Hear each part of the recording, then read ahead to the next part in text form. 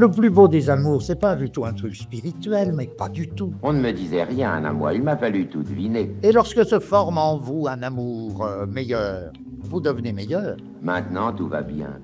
Je sais enfin pourquoi, mon amour, je suis né. Je suis né pour t'aimer, c'est certain, du matin jusqu'au soir et du soir au matin. C'est lorsqu'une rencontre marche, comme on dit. Et j'ai perdu 20 ans peut-être de bonheur. J'avais peur de souffrir et d'être malheureux. Il y a toujours des tristesses locales. Les matins de France Culture. Spinoza ignore pas ça, il y a toujours des tristesses. Guillaume Erner.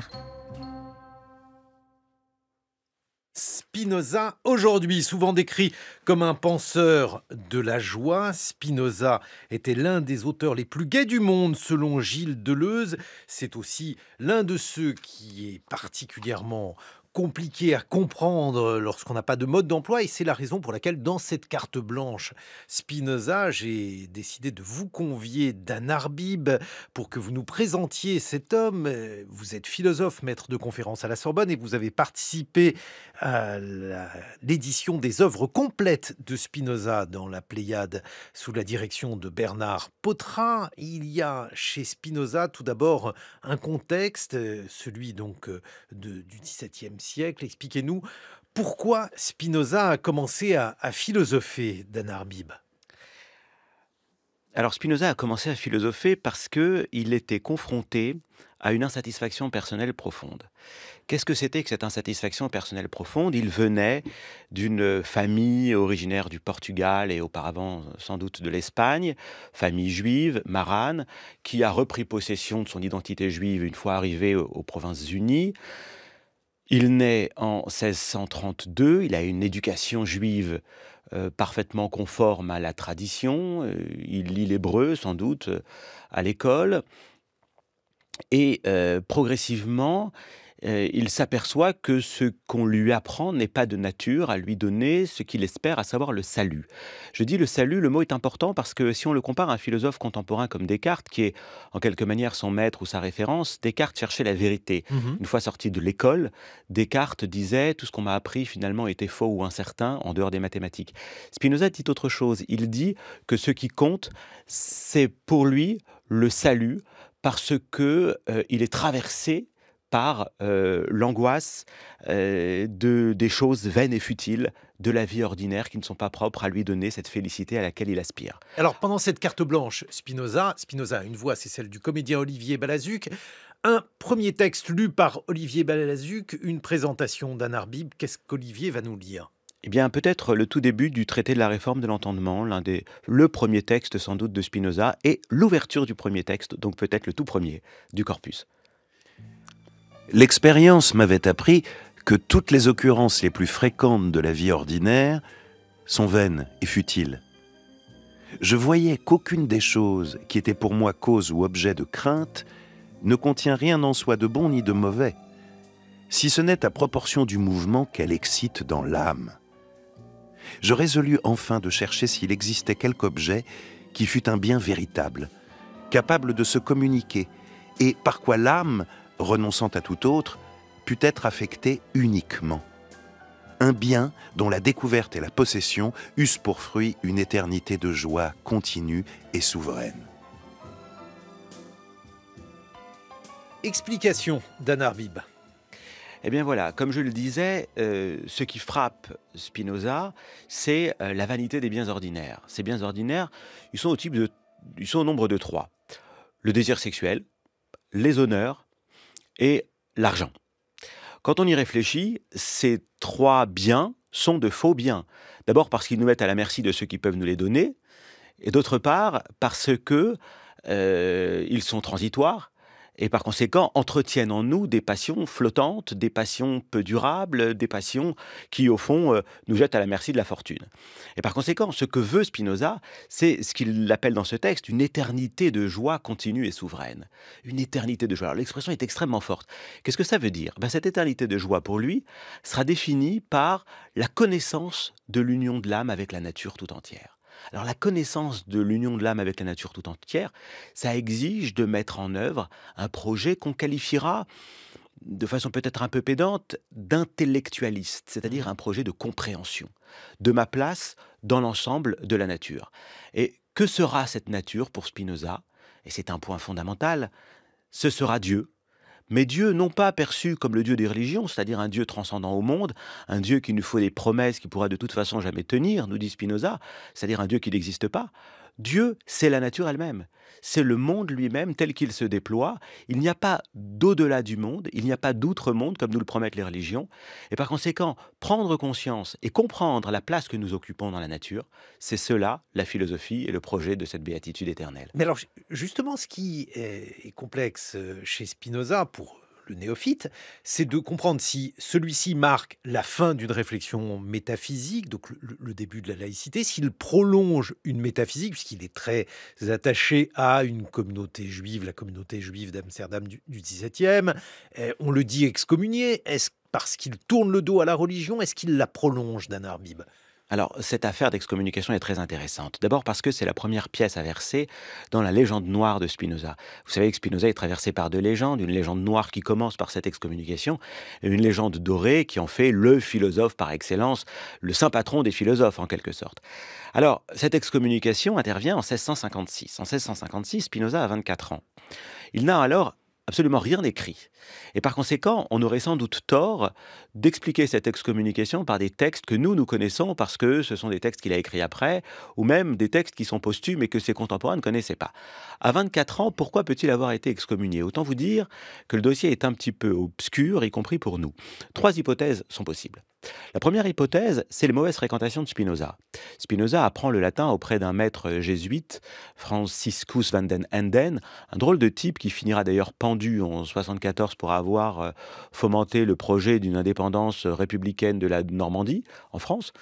Donc un drôle de bonhomme, et puis il fréquente aussi les collégiens. Les collégiens, ce sont des protestants qui se réunissent pour lire la Bible et s'en inspirer de manière extrêmement libre. Chacun, à tour de rôle, peut dire ce que le texte biblique évoque pour lui-même.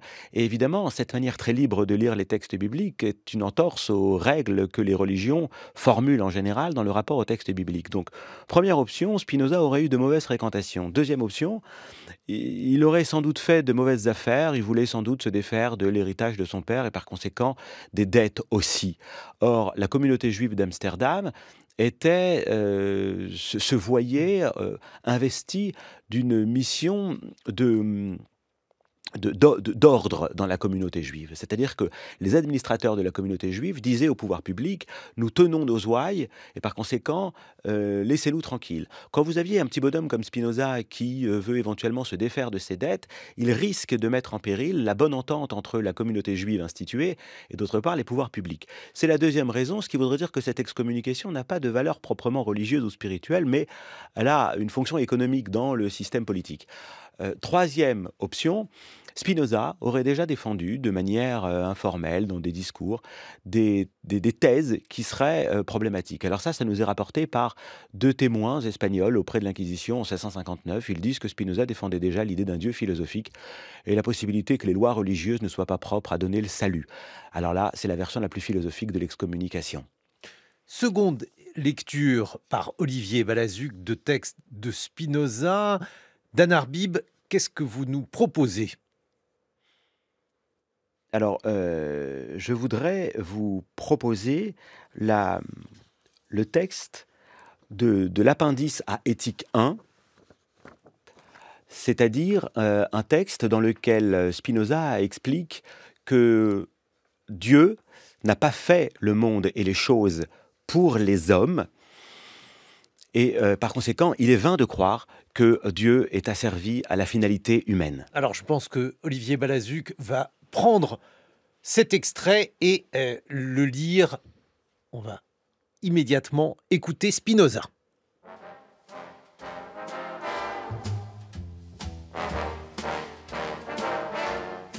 Une fois que les hommes ont considéré les choses comme des moyens, ils ne purent plus croire qu'elles se fussent faites d'elles-mêmes. Ils en vinrent à penser que des êtres dotés de liberté humaine, appelés recteurs de la nature, avaient tout réglé pour leur usage. Leur jugement sur le tempérament de ces recteurs, comme ils n'en avaient jamais entendu parler, reposait sur leur propre expérience. Ils en conclurent que les dieux destinaient toutes choses à l'usage des hommes, afin d'attirer leur dévotion et de les maintenir dans le plus grand honneur. C'est ainsi qu'ils inventèrent, chacun selon son propre tempérament, diverses manières d'honorer Dieu, cherchant à être plus chéris que les autres, convaincus que la nature entière leur était destinée, pour satisfaire leur aveugle cupidité et leur insatiable avarice. Ainsi, ce préjugé se transforma en superstition. Second extrait de Spinoza, d'Anne Arbib, une explication. Alors, ce texte est l'appendice à Éthique 1, la première partie de l'éthique qui s'intitule D'Ideo, de Dieu. Spinoza va défendre l'idée qu'il se fait de Dieu, c'est-à-dire une substance qui serait en fait la totalité du réel. Et pour appeler cette totalité du réel Dieu, il faut évidemment accepter de contredire l'idée que les religions se font de Dieu. Quelle idée les religions se font-elles de Dieu? D'un être qui serait transcendant au monde, qui serait séparé du monde et qui pourrait exécuter les souhaits que les hommes formulent. Donc, que font les hommes? Ils s'imaginent que Dieu est à leur écoute, que Dieu accomplit les souhaits, donc les hommes prient, les hommes se repentent, les hommes font telle ou telle action pour satisfaire la volonté de Dieu, en vérité pour que Dieu satisfasse la leur, parce que tel est le piège des religions. Et donc Spinoza nous dit, la religion va du préjugé, l'idée que Dieu a une finalité dans le monde, à la superstition, c'est-à-dire la possibilité d'infléchir la volonté de Dieu. Ça n'est pas le vrai Dieu des philosophes. Et oui, c'est ça en fait qui est étonnant chez Spinoza, c'est qu'il y a donc tout un travail sur la religion, sur l'histoire d'un peuple mythique, les Hébreux. Il raconte l'histoire des Hébreux, mais on a l'impression finalement qu'il est tout autant philosophe que sociologue parce qu'il travaille sur l'imaginaire, la manière dont finalement le contrôle social, dira-t-on, plusieurs siècles après, s'exerce sur les hommes et peut créer de la religion, d'Anne Arbib. Absolument. Et ça, c'est un point capital.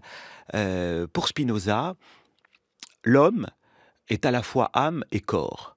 Et qu'est-ce que c'est que les passions? C'est la manière dont notre corps est affecté par les autres corps du monde, c'est-à-dire par les rencontres que nous pouvons faire, et la manière dont cette affection, dans la manière dont nous sommes affectés par les corps du monde, se traduit sur le plan de l'âme. La manière dont les affections se traduisent sur le plan de l'âme, ce sont à proprement parler les passions. Donc la tristesse, la joie, etc. Et dans ma vie, je fais de bonnes rencontres, de mauvaises rencontres. Mon corps se compose plus ou moins heureusement, plus ou moins favorablement avec les autres corps qu'il rencontre. Et par conséquent, j'aurai des passions plus ou moins actives, plus ou moins joyeuses, plus ou moins tristes. Et effectivement, ce qui domine en général, ce sont les passions tristes. Pourquoi ? Parce que nous ne sommes pas toujours les auteurs des rencontres que nous faisons. Je sors du studio ici, il fait froid. Mon corps est affecté par un certain rabougrissement. D'ailleurs, je vais commencer à me crisper. Mon âme va sentir le froid. Et puis là, je ne peux pas penser, je ne peux pas discuter. Bref, c'est une passion triste. Ce qu'il faut, c'est savoir réguler les bonnes et les mauvaises rencontres. d'Anne Arbib, vous vivez avec les philosophes du XVIIe, avec Spinoza notamment, puisque c'est de lui dont il est question. Est-ce que vous comprenez l'attrait, la passion dont il bénéficie aujourd'hui, à notre époque? Alors, oui, je le comprends. Et en même temps, c'est sans doute le lieu de certaines équivoques. La passion, pourquoi? Parce que Spinoza promet la béatitude. Or, notre époque, qui voit la fin des religions qui, elles aussi, promettent la béatitude, a néanmoins besoin d'une telle promesse. Et par conséquent, beaucoup vont chercher cette promesse dans les corpus philosophiques et vont chercher le bonheur chez Spinoza. Autant vous dire que Spinoza est un philosophe extrêmement difficile, autant vous dire que je ne suis pas sûr qu'il parvienne à nous donner la béatitude qu'il nous promet, en tout cas en ce qui me concerne. Je reste encore sur le seuil.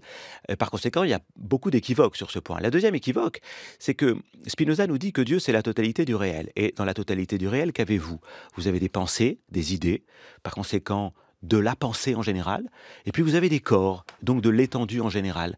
Et Spinoza va devenir le lieu de rencontre entre des matérialistes qui pensent que tout est corps et les spiritualistes qui pensent que tout est esprit, et puis le lieu aussi de rencontre des athées qui pensent que si Dieu c'est la nature, alors Dieu a disparu. Autrement dit, faisons notre deuil de Dieu. Et par conséquent, tout le monde se retrouve dans cette auberge espagnole. Je crois que le mot est bien choisi pour qualifier Spinoza. Dana Arbib, on retrouve vos œuvres, plus précisément encore vos présentations de l'œuvre de Spinoza dans les œuvres complètes dans la Pléiade de Spinoza sous la direction de Bernard Potra. Et puis vous avez également établi le 4e tome des œuvres de Lévinas en compagnie de Daniel Cohen-Lévinas. Cela vient d'être publié aux éditions Grasset. On poursuit cette carte blanche Spinoza en compagnie d'Olivier Balazuc. On va étudier les passions humaines avec une romancière, Catherine Cusset, qui sera là dans une vingtaine de minutes. En attendant, il est 8h sur France Culture. J'étais dans ma voiture, je prends le sens giratoire, 4 rues, 4 sens interdits. Alors là, on est bloqué, on ne peut pas avancer. Je dis, monsieur l'agent, il y a 4 rues, elles sont toutes les 4 en sens interdit. Il me dit, je sais, c'est une erreur. Si bien que dans votre lecture de Spinoza, il faut se dire, bon, comment il peut avancer? Eh ben, j'ai dit, alors pour sortir, ben, il dit, vous pouvez pas? On se trouve devant un truc sans issue, quoi. J'ai dit, il y en a pas qui cherchent à s'évader. Les matins de France Culture. Vous pouvez dire, très bien, faut s'y faire. Ah ben, j'ai dit, ça peut durer longtemps, ça. Restons dans le monde des signes. Guillaume Erner. C'est un réveil spinoziste que nous vous proposons en compagnie de la voix de Spinoza en personne, Olivier Balazuc, le comédien, et puis un philosophe, Dana Arbib. Vous avez notamment participé à l'édition des œuvres complètes de Spinoza dans la Pléiade. Peut-être un mot, puisqu'on vient d'entendre le biais politique de ma camarade Astrid de Villene. Je crois que Spinoza a écrit un traité théologico-politique. La politique, pour Spinoza, qu'est-ce ? La politique pour Spinoza est fondamentale parce que le spectacle que nous donnent les hommes, c'est celui de leur passion. Et leurs passions, en général, sont le facteur de déchirement terrible et d'insécurité. La politique, dès lors, procède au fond de 3 motifs. 3 motifs. Le premier, c'est de triompher du jeu des passions humaines à l'intérieur d'un État. Nous nous violentons les uns les autres, et comme je l'ai dit tout à l'heure, si les hommes étaient parfaitement rationnels, s'ils n'étaient pas le jouet de leur passion, l'État ne serait pas nécessaire. La deuxième chose, c'est de lutter contre tous les périls extérieurs, soit les autres États, soit les calamités naturelles. Et donc, effectivement, le premier rôle de l'État, c'est de nous prémunir contre ça. Et puis, le troisième rôle, troisième fonction, c'est de faire en sorte qu'il y ait une coopération entre les différentes tâches au sein d'un État. C'est-à-dire que je ne peux pas enseigner la philosophie, fabriquer mes propres chaussures et aller cultiver le nécessaire pour ma nourriture. C'est bien que ces 3 tâches, commodité, lutter contre les passions à l'intérieur de l'État et lutter contre les périls extérieurs, sont les trois fonctions de l'État. Et quand je regarde le spectacle de la politique aujourd'hui, notamment en France, on se demande si ces 3 tâches de l'État ne sont pas mises en péril par le jeu des passions humaines auxquelles l'État était censé mettre un terme. Alors on va s'en détourner quelques instants pour se tourner vers l'homme, ou plus exactement vers la femme. Catherine Cusset, bonjour. Vous êtes écrivaine, on vous doit un grand nombre de romans. J'ai eu l'occasion de vous recevoir au matin, notamment Un brillant avenir, L'autre qu'on adorait, La définition du bonheur, Confession d'une radine. Et alors, je me suis dit que j'allais tout simplement vous convier parce que vous alliez résumer comme ça l'âme humaine et ensuite, eh bien, vous serez analysé sous l'œil sourcilleux de Spinoza via Dana Arbib. Peut-être un mot sur la manière dont la romancière que vous êtes travaille sur les passions humaines, Catherine Cusset. Alors évidemment, pas de façon abstraite, hein, et je n'écris, alors ce qui motive l'écriture, c'est vraiment la passion, c'est le désir. Et donc il faut qu'un sujet m'obsède, me parle. Le dernier roman, La définition du bonheur, c'est justement la passion amoureuse, la passion sexuelle. Un personnage de femme qui, dans le temps, la suit jusqu'à les 60 ans. Et je pense qu'aujourd'hui, la femme de 50, 60 ans, c'est la femme de 30 ans du temps de Balzac. C'est-à-dire la femme qui est vraiment sujette aux passions amoureuses. Et c'est le cas donc de Clarisse dans mon roman La définition du bonheur. Comment s'articule la passion amoureuse justement chez cette femme que vous décrivez, Catherine Cusset ? Alors, elle ne peut vivre que dans la passion. C'est une femme qui a divorcé, qui a éduqué seule ses 3 fils et qui retrouve l'amour à la quarantaine, à la cinquantaine. Et j'oppose à cette femme une autre femme qui est Ève, qui, elle, au contraire, construit dans la durée, construit un mariage, un métier, un bonheur dans la durée. Mais c'est vrai qu'à la cinquantaine, à la soixantaine, la question se pose, où est passée la passion ? Donc on a vraiment deux rapports au monde, 2 rapports à la vie qui sont tout à fait différents. Le seul problème avec la passion, qui est quand même la force de vie, l'érotisme, la force de vie, mais c'est qu'il y a là-dedans quelque chose d'un peu, de destructeur, d'autodestructeur, ce qui est le cas de Clarisse dans le roman. Donc la question du bonheur ou la question de la passion chez vous, c'est la question de la disparition du bonheur et ou de la passion ? Alors déjà, évidemment, la question du bonheur, c'est le bonheur, ça se vit dans l'instant. Vous savez, vous pouvez avoir tout pour être heureux et dans l'instant éprouver que vous n'êtes pas du tout heureux. Donc l'instant, c'est la sensation et c'est du côté de la passion. Ce que nous décrit Catherine Cusset dans ses romans sont des choses que l'on éprouve tous, qui font partie de notre vie au sens large. Est-ce que Spinoza s'intéresse à ce genre de choses, Dan Arbib? Absolument, c'est d'ailleurs pour penser cela qu'il a écrit l'éthique. Ce que dit Catherine Cusset m'inspire 2 remarques spinozistes. La première remarque, c'est que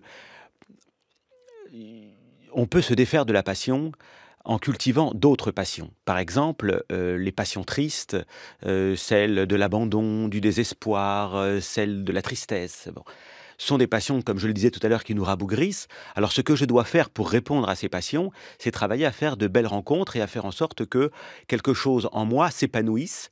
Mais nous restons toujours dans le domaine passionnel, c'est-à-dire travailler à faire de belles rencontres, travailler à faire de belles lectures, c'est cultiver des passions joyeuses. Tout à l'heure, vous disiez, quand quelque chose m'obsède, Spinoza pourrait dire, être obsédé par, c'est être soumis, c'est être sujet, c'est être esclave. Oui, peut-être, mais vous transformez cet esclavage, cette passion triste, en une passion joyeuse de création qui va pouvoir, en quelque manière, mobiliser tout l'être. Catherine Cusset. Justement, est-ce que je peux vous poser une question à ce propos? Parce qu'un de mes romans, L'autre qu'on adorait, porte sur une passion triste, sur la mélancolie. Il s'agit d'un dépressif. Et pourtant, c'est un homme extrêmement joyeux, qui adore vivre, qui aime toute la vie, la fête, les femmes, la littérature, l'art. Il aime vivre, mais il est habité à l'intérieur de lui par quelque chose de plus fort que lui, par une maladie invisible, qui est cette passion mélancolique, cette dépression. Donc, dans ce cas-là, c'est pas une question de belles rencontres, c'est pas une question de développer les passions joyeuses. Qu'en dit Spinoza? Ce qu'en dit Spinoza, quand on regarde l'éthique, si on prend par exemple le désespoir, il définit le désespoir comme la tristesse d'une chose future ou passée qui ne fait l'objet d'aucun doute. Qu'est-ce que ça veut dire? Ça veut dire que si j'ai la vision, l'imagination d'une chose future ou passée dans laquelle il y a un doute, je peux espérer encore. L'espoir, c'est quand la vision d'une chose future laisse encore la place au doute. Mais quand je n'ai plus de place au doute, alors le désespoir est complet. Le contraire du désespoir, ce serait par exemple, le dit Spinoza, la sécurité. La sécurité, c'est quand je sais que l'avenir est parfaitement cadenassé dans un sens favorable. Maintenant, ce que vous décrivez, c'est aussi le fait que résoudre une passion triste, même fondamentale, par une autre passion ou par d'autres passions joyeuses, c'est toujours vivre sous le régime de la passion. Et ça rejoint la deuxième remarque que je voulais faire tout à l'heure, c'est qu'on a un deuxième Spinoza qui apparaîtra à la toute fin de l'éthique, où tout d'un coup il nous dit « ce qui est possible, c'est de se défaire des bonnes et mauvaises rencontres du corps pour cultiver la partie purement intellectuelle, notre partie spirituelle, notre âme. » Et ça, c'est peut-être la véritable béatitude, c'est la partie la plus difficile à conquérir. Catherine Cusset, on va proposer une lecture. Qu'est-ce que vous nous proposez? La passion, laquelle je vous propose la passion créatrice, peut-être, parce que c'est une passion joyeuse. C'est une passion que nous aimons. Voilà. Olivier Balazuc. Alors, il s'agit de David Hockney. Il avait déjà vécu cela, se réfugier dans le travail pendant que les autres mouraient. Glorifier la vie par le dessin et les couleurs. Il observait la pluie ruisselant sur la vitre et songeait que la surface était une illusion, mais la profondeur aussi. Il pensait aux mots du poète George Herbert. Un homme peut regarder un miroir, son regard peut s'arrêter à la surface, mais si cela lui plaît, il peut regarder à travers et là contempler le paradis. Jour après jour, il peignait sa maison à colombage, son jardin, la même maison, le même jardin. Chaque jour différent en d'infimes variations. Son émerveillement ne faiblissait pas. C'était son pied de nez à la maladie et à la mort. Jamais la mort n'abolirait le printemps. Pourquoi avez-vous choisi cet extrait, Catherine Cusset? Mais justement parce que j'ai écrit ce livre, Vie de David Hockney, juste après L'autre qu'on adorait. Et ce sont 2 personnes réelles, hein. C'est sur un roman sur un de mes amis qui s'est suicidé à 39 ans et un roman sur David Hockney qui est un peintre, une personne qui existe. Et j'ai trouvé qu'il y avait beaucoup de ressemblances entre eux. Il y a une grande mélancolie chez David Hockney. Mais alors pour le coup, il doit être tout à fait spinoziste parce qu'il a trouvé c'est la création qui lui a permis de dépasser la mélancolie. Il y a une telle mais alors il y a une passion de la création. On peut mourir autour de lui, que ce soit pendant les années SIDA, pendant la pandémie. Il peint, il travaille, il est entièrement dans son travail et j'ai voulu parler de cette passion-là. Dan Arbib, la passion créatrice, il en parle, Spinoza? Ce dont il parle, c'est de la possibilité de retourner une passion triste en passion joyeuse. C'est-à-dire de faire en sorte que quelque chose qui nous rabougrit, qui est cause d'une déperdition d'être, devienne cause d'augmentation d'être. Et là, c'est exactement ce dont il est question. C'est-à-dire que il va récupérer sa mélancolie pour en faire l'ingrédient d'une passion joyeuse, d'une passion créatrice. Spinoza constate, et il y insiste, qu'on ne peut pas lutter par la raison contre les passions. Vous savez, il y a un grand dogme philosophique qui, au fond, n'a été tenu par personne. C'est un cliché d'en parler, qui est de dire on va lutter par la raison contre les passions. La raison va dire mon corps, tiens-toi tranquille. Sois sage, homme à douleur, et tiens-toi plus tranquille. En vérité, aucun philosophe sans doute n'a tenu ce discours, et Spinoza, encore moins que les autres. Spinoza pense qu'on ne peut pas lutter contre la passion par un discours purement rationnel, parce que nous sommes incarnés, nous sommes des corps. Et par conséquent, comme nous sommes incarnés, nous ne pouvons lutter contre les mauvaises passions que par de bonnes passions, en entraînant de bonnes passions. Et par exemple, la passion de la liberté, c'est-à-dire même les passions qui s'enracinent dans la raison, ont besoin de mobiliser l'énergie fondamentale du corps pour se déployer. Catherine Cusset. Oui, je suis très contente que vous parliez de la passion de la liberté, qui est finalement l'objet de mon roman Un brillant avenir. Qui raconte, de quoi parle-t-il? Alors, qui raconte l'histoire de ce couple, enfin, de cette famille roumaine qui va fuir la dictature de Ceausescu pour émigrer aux États-Unis et qui raconte également leur relation aux États-Unis, la réalisation du rêve américain et la relation de cette femme roumaine avec sa belle-fille française.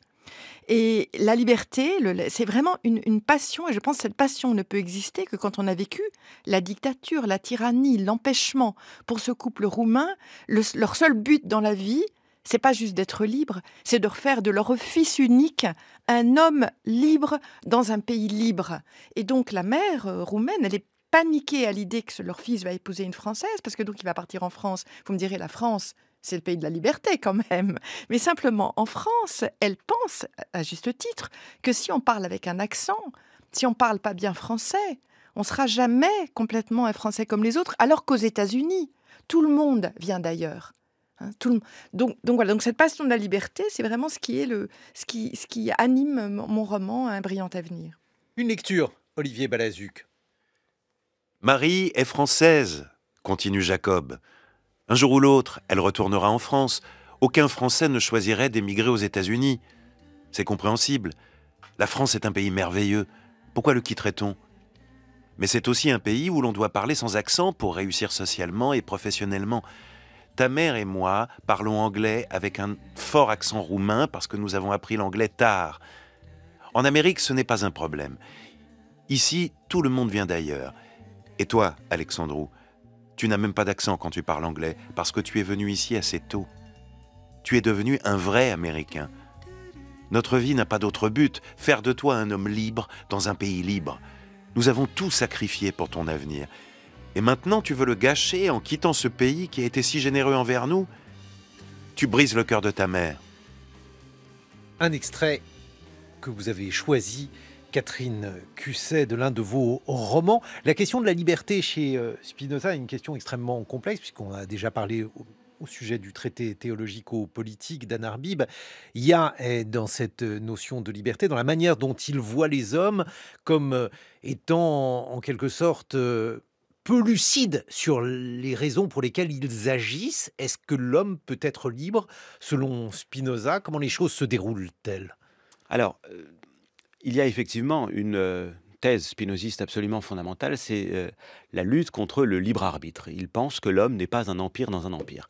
Qu'est-ce que ça veut dire? C'est-à-dire que les philosophes traditionnellement, et même un certain Descartes, un certain versant du cartésianisme, soutenaient que au sein d'une nature déterminée, l'homme peut, lui, par sa liberté intérieure, inscrire des actions qui sont nouvelles et qui ne sont programmées par aucune nature. Spinoza dit, pas du tout, l'homme appartient à la nature, relève du même déterminisme que la nature, et c'est pourquoi, on le voyait tout à l'heure, il peut étudier les passions en géomètre, c'est-à-dire en les inscrivant dans un déterminisme naturel. En fait, les hommes relèvent de la nature, il n'y a qu'une seule nature. Alors maintenant, cette liberté, qu'est-ce que ça veut dire? Et dans le traité théologico-politique, c'est très net. C'est que les hommes se déterminent, ou plutôt sont, une force, un conatus, une espèce de persévérance dans l'être. Et cela les définit, et ça c'est leur essence. Et ils ne peuvent pas le résigner, donc ils en ont besoin, et il faut laisser les hommes exprimer cette persévérance. Je pense qu'il faut revenir sur ce qu'est le conatus. Le conatus, c'est le fait que chaque être du monde, toute chose dans le monde, se définit par une persévérance dans l'être. On se continue, si je puis dire. Je me continue à chaque instant, chaque matin, et je me pose. Et cela, aucun État ne pourra le détruire. Catherine Cusset. Moi, j'aurais aussi une question, parce qu'en fait, le passage que j'avais choisi, je parlais vraiment précisément de la liberté politique, la liberté de ceux qui connaissent l'absence de liberté parce qu'ils ont vécu dans une dictature. Mais là, vous abordez une question différente, qui est la question de la liberté psychologique, plutôt, du déterminisme. Et en tant que romancière, je crois que je suis assez déterministe. Il me semble qu'on n'a pas vraiment le choix.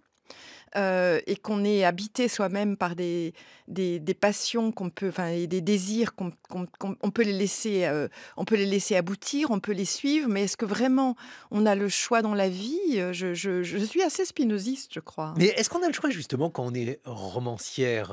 Je veux dire, lorsque vous créez des personnages, est-ce qu'ils sont libres? Est-ce qu'ils sont là pour réaliser un dessin? Alors je ne parle pas d'Hockney, puisque là vous faites un exercice de biographie, Catherine Cusset, mais vous les laissez vivre vos personnages? Ma réponse, alors c'est compliqué. Ma réponse, on n'a pas le choix. À partir du moment où on décide d'écrire un roman, bon là j'ai choisi d'écrire ce roman sur Clarisse, cette femme du 21e siècle qui vit la passion à 50 ans.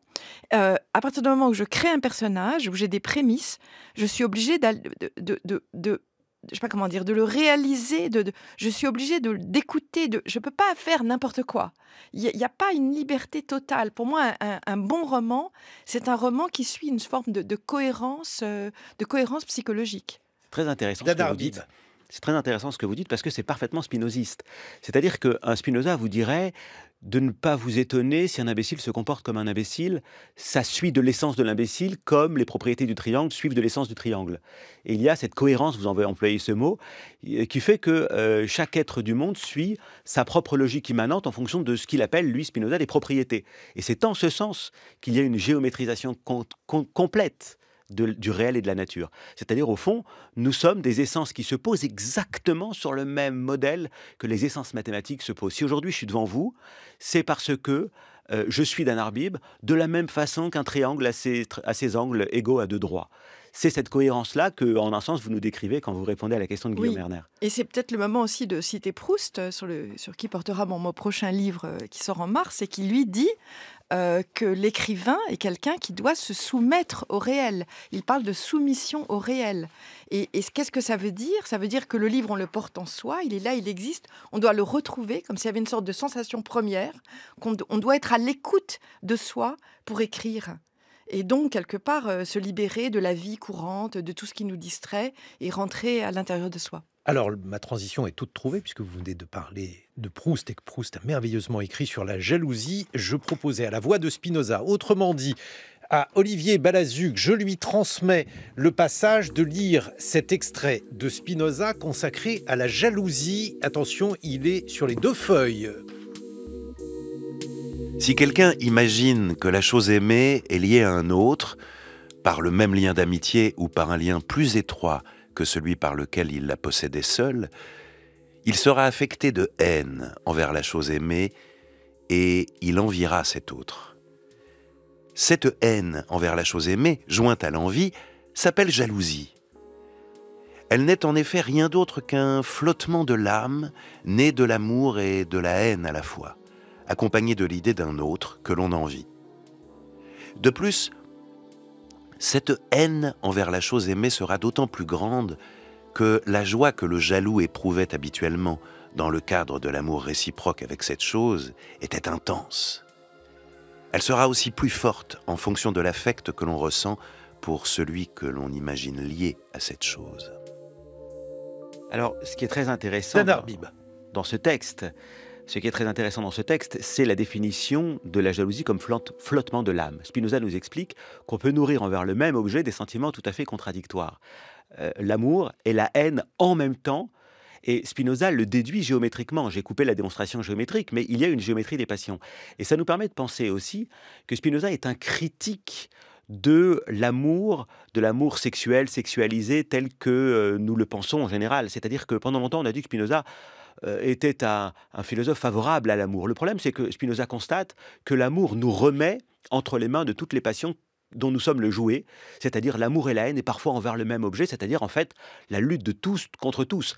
Et c'est en un sens ce que l'amour nous offre comme spectacle. Ça vous fait un point commun avec Spinoza, Catherine Cusset? Oui, et avec Proust également. Proust qui dit que finalement, les attraits, la beauté d'une personne sont bien moins une cause d'amour qu'une phrase comme « je ne serai pas libre ce soir ». Alors ça, ce sont les passions tristes dans ce cas-là. Absolument. Mais la jalousie, ce que vous dites, enfin, l'amour est peut-être une passion joyeuse, mais la peur de l'inquiétude, la peur de ne pas posséder, l'angoisse de la perte, tout cela fait partie de l'amour. Et ce qui est très beau ici, c'est qu'on voit bien comment une manière démonstrative, une manière géométrique de démontrer est capable de pénétrer les ambiguïtés les plus profondes de notre vie psychologique. C'est-à-dire l'amour et la haine au même moment, etc.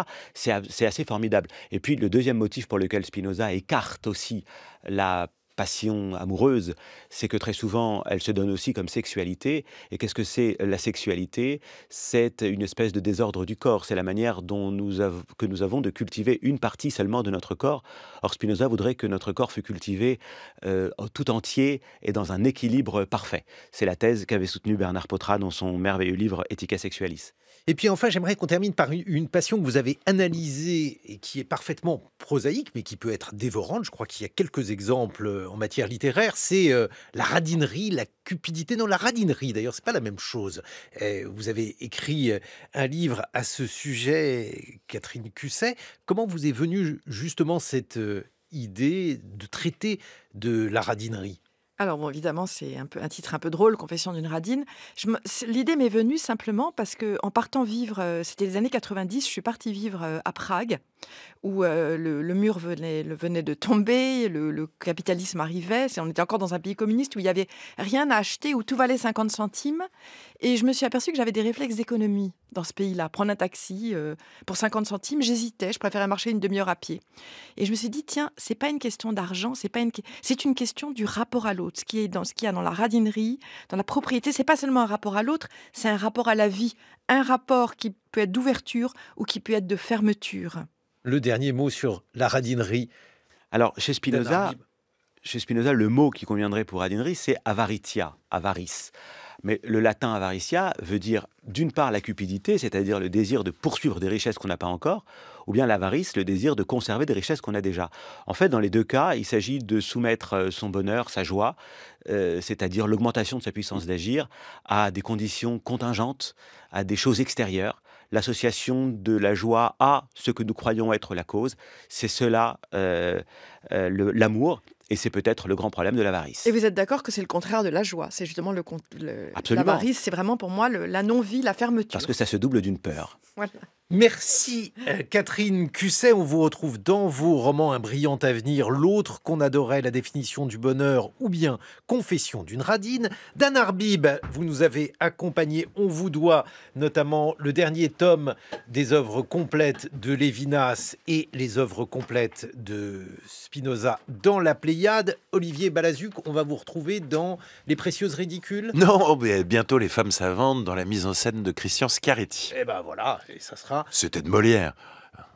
Dans quelques instants, le journal à 8h45. Dan Lorchouin et mes camarades Lucille Como, François Saltiel.